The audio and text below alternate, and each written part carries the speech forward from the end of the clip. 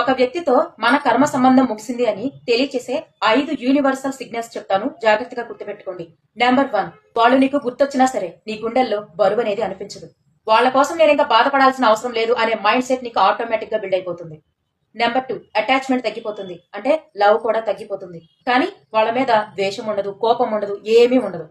ఒకరిని మనం కోప్పడుతున్నాము అంటే వాళ్ళ మీద మనకి ఎంతో కొంత ప్రేమ ఉంటే మాత్రమే.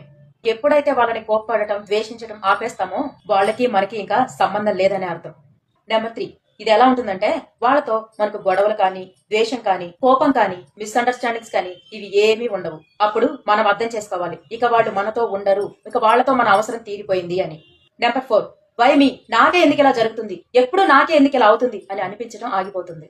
నన్నే ఎందుకు ఇలా మోసం చేస్తారు అనే క్వశ్చన్ నీ మైండ్ నుంచి డిలీట్ అయిపోతుంది. దానికి బదులు thank you for the lesson అనే పాజిటివ్ మైండ్ సెట్ నీకు బిల్డ్ అవుతుంది.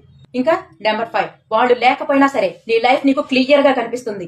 నీ గోల్, నీ ఫోకస్ ఒక్కటే దాని మీద ఉంటుంది. దీని అర్థం ఏంటో తెలుసా? ఈ యూనివర్స్ లో నీ సెకండ్ చాప్టర్ 2.0 స్టార్ట్ అయిపోయిందని. నీ కర్మ ముగిసింది ఒకరితో అంటే నీ లైఫ్ కి ఎండింగ్ పాయింట్ కాదు, కొత్త లైఫ్ కి స్టార్టింగ్ పాయింట్. నీ ఫ్రీడమ్ నీకు వచ్చేసిందన్న ధైర్యం. All the best.